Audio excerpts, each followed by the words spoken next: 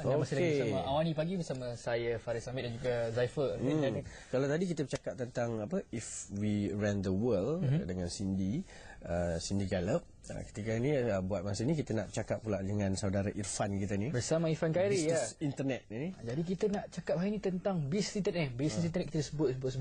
Macam mana kita nak buat? Step by stepnya apa saya perlu buat? Okey, bisnes internet ni selalunya ada 4 langkah je Faris. 4 langkah. 4 langkah. Kita mula dengan satu, kita kena ada produk atau perkhidmatan. Okey, itu langkah kedua, kita kena ada laman web untuk apa nak tunjukkan produk dan perkhidmatan kita. Langkah ketiga, kita kena ada kebolehan menerima bayaran daripada pelanggan. Langkah keempat pula promosi yang paling penting sekali sebabnya 94% peniaga internet gagal because tak buat promosi. Tak ada promosi. So ada 4 langkah semuanya. Laman web, produk dulu, laman web. Lepas tu yang ketiga boleh terima pembayaran dan promosi. Promosi. Kita cakap tentang produk ni. Produk apa yang sesuai sebenarnya untuk dijual di internet?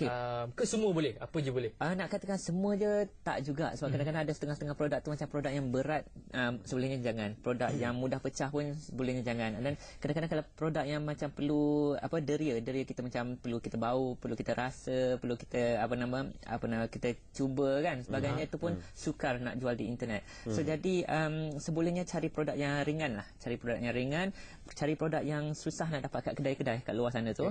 And then also cari produk yang tahan lama. So tak busuk lah, macam food ke susah sikit. Mungkin Ifan boleh suggest produk apa yang sesuai, yang mungkin kalau di market kita sekarang apa yang kita boleh jual? Sekarang ni memang sebenarnya banyak Faris nak jual internet, tapi yang paling laris di pasaran sekarang ni adalah informasi. Kalau kita boleh jual informasi di internet, that's the best lah. Informasi tu mungkin dari segi buku, kadang-kadang ceramah motivasi ke, information dalam bentuk CD ke dan sebagainya kan, manual dan sebagainya. So jadi informasi adalah paling laris di internet sekarang ni sebabnya orang ramai menggunakan internet because nak cari information. Tetapi kita pun selalu masuk internet nak cari information kan. Google cari information. So kita gunakan konsep information tu sebagai satu perniagaan. Dan most probably ia lagi mudah untuk dijual. Tapi bukan nak kata informasi je boleh jual, benda-benda lain pun boleh. Baju, pakaian, kasut. Banyak kita tengok yang jual pakaian kan. Okey, macam laman web kan. Laman web yang macam mana yang boleh, sebab kadang ada orang jual through Facebook pun ada. Facebook kan? Ada, blog ada, saya tengok pun ada. Jadi yang macam mana yang boleh reach dekat pada orang ramai, mass, yang paling efektif lah. Paling efektif nak katakan sebenarnya kan kita perlu ada semua apa yang you sebut tu, semua kena ada. Facebook perlu ada, blog pun perlu ada. Jangan satu je lah, macam-macam ada. Kita kena anggap internet ni kan macam hartanah. Kalau hartanah kan, kalau kita nak jadi kaya, kita kan kena ada banyak tanah-tanah kat luar sana kan. Sebabnya bila kita ada banyak tanah, lagi mudah kita nak dapat pendapatan lah. So di internet sama juga, kita guna konsep hartanah, di mana kalau kita ada lagi banyak laman web ataupun lagi banyak internet presence kat luar sana, lagi mudah orang nak jumpa kita. So for example, nanti kalau kita ada Facebook, kawan-kawan Facebook jumpa kita. Kalau kita ada blog, orang-orang yang search blog akan jumpa kita.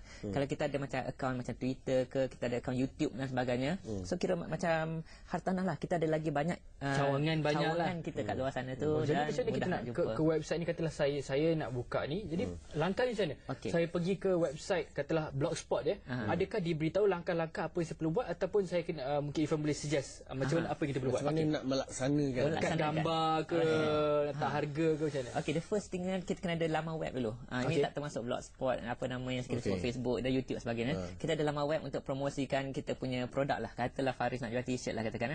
Katalah kita dapatkan faris.com tu. Faris.com. Faris.com. Faris.com. Dan kat situ Faris letaklah gambar t-shirt dan sebagainya. Sekarang ni kita anggapkan sebagai ada 2 perkara. Satu kita anggap sebagai soft sell, satu lagi sebagai hard sell. Hard sell is untuk kita get people untuk beli produk kita. So jadi faris.com tu ada gambar t-shirt kita dan sebagainya adalah untuk get people untuk beli barang kita. So hard sell. Soft sell pula adalah blog, Facebook yang kita bincangkan tadi, YouTube dan sebagainya. So yang soft sell ni adalah untuk tarik lagi ramai pelanggan. Blog untuk tarik pelanggan, Facebook untuk tarik pelanggan, YouTube dan sebagainya untuk tarik pelanggan. Lepas tu kita channelkan pelanggan-pelanggan ni ke laman web kita tu untuk jadi marketing arm lah. Marketing arm lah, pemasaran pemasaran segala dan lagi banyak macam kita lagi banyak cawangan, lagi mudah kita nak channelkan pelawat kita ke laman web kita untuk buat hasil nak jualkan produk kita tu. Okey, ke langkah ketiga. Di mana cakapnya kita perlu ada cara nak bayar. Takkan orang nak letak duit dalam surat hantar. Kadang-kadang fikir kan macam mana kita nak hantar barang. Okey, orang order, kita hantar barang dulu terupus, lepas tu kita tak bayar. Macam mana tu? Macam sistem tu fungsi. Dekat internet ni kan sebenarnya kita yang bestnya selalunya kita dapat bayaran dulu baru kita deliver produk. So janganlah kita hantar produk dulu dan baru harapkan bayaran. Tapi kalau orang kata dia macam mana nak jadi scam, saya masukkan duit tak bayar, tak sampai pula barang. Okey, di internet memang selalunya kita terima bayaran baru kita buat hantaran.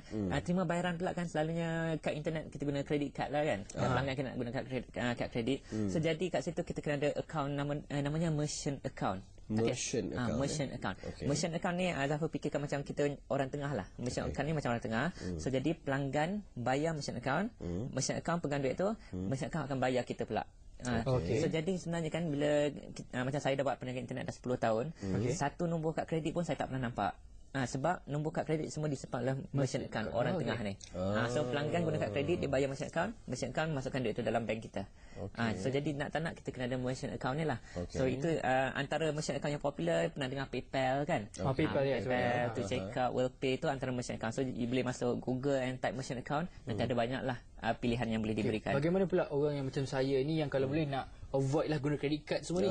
Dia macam mana sistem bayaran bagi macam ni pula? Apa ni keadaan ekonomi sekarang kan. Tidak banyak berhutang. Tak nak pula kan. Betul juga. Kalau sebenarnya kat Malaysia, pasaran Malaysia, kalau kita macam Faris.com tadi tu buat jual t-shirt untuk pasaran Malaysia saja, selalunya 40% akan bayar kad kredit, 60% akan bayar kaedah lain. Sebab memang kat Malaysia ni pun tak ramai yang guna credit card lah online. Belum, maybe ramai tak bersedia lagi. So jadi yang 60% akan guna kaedah lain seperti online banking, bank in directly, guna ATM machine pun boleh kan. Account dan sebagainya. Apalagi wang pos, kiriman wang, satu lagi menghantar cek kepada kita. So jadi ada 5 cara pembayaran lah. Satu kad kredit di mana kita guna merchant account tadi. Okay. And then bank in ataupun ATM machine, online banking, wang pos, kiriman wang. The final one we bayaran guna cek. Saya juga ada cara ni. Satu lagi dia cakap senang je, kita jumpa je. Kita boleh juga ada juga. Kalau di kawasan Klang Valley semua tu boleh juga kan? Boleh jumpa. Tapi bila kita ada perniagaan internet, kita target satu. Jauh lah kan? Betul lah. Macam cara pembayaran tadi kan. Tapi mungkin still ada orang yang rasa macam tak percaya tau. Macam mana kita nak bagi orang yakin lah, buatkan mereka yakin yang barang tu tetap akan sampai. Memang kita akan deliver that barang. Sebenarnya merchant account tu fungsi dia banyak. Salah satu fungsi dia adalah untuk tak nak bagi ada penipuan lah. Merchant account ni bukan sebarangan. Sebenarnya ada merchant account sebenarnya dia partner dengan bank selalunya. So jadi tentang security tu semua tu memang mereka ni memang menjagalah security. Tapi again terutamanya untuk merchant account yang glamour lah, yang merchant account yang kita selalu dengar PayPal, WorldPay dan sebagainya tu dah established. So merchant account ni akan handle sebarang fraudulent transaction semua tu. Bagi pihak kita juga pula kita kena membina keyakinan kepada pelanggan dari segi kita kena tunjuk yang bisnes kita ni exist lah, wujud. Ada teknik-teknik dia, contoh seperti letak gambar kita. Macam Faris buat kedai, letak gambar Faris kat situ. So bila orang lagi yakin lah dengan laman web kita tu. Saya memang meyakinkan. Dia cakap lagi langkah terakhir, step keempat ni tentang promote. Saya rasa langkah keempat ni antara langkah yang paling penting saya rasa. Memang paling penting. Kalau tanpa promosi, kita ada kedai pun tadi tak ada orang nak tahu pasal barang itu, jadi macam mana? Of course. Promosi tu walaupun langkah keempat tapi dia langkah paling penting. In fact langkah 1 2 3 tu biasanya kita buat sekali saja. Tetapi langkah 4 promosi kita kena ongoing buat, ulang sampai bila-bila kita kena lakukan promosi ni. Antara cara promosi boleh katakan contoh kita letak banner ataupun iklan di laman-laman web lain. Contoh kalau kita masuk laman web macam katalah Farid jual t-shirt, t-shirt sukan lah katakan mengenai sukan dan sebagainya. So Farid kena cari laman web yang berkenaan dengan sukan and then letak iklan di laman web tu. So jadi orang yang melawat laman web iklan sukan tu, dia nampak banner Farid iklan, klik kat situ akan masuk laman web Farid untuk buat belian. So jadi kat situ kan Farid sebenarnya kena bayar laman web sukan tadi tu untuk letak iklan-iklan tu. Berapa tu? Ia bergantung kepada laman web tersebut. Laman web yang mempunyai ramai pelawat lagi mahal. Kalau laman web tu kurang pelawat, then lagi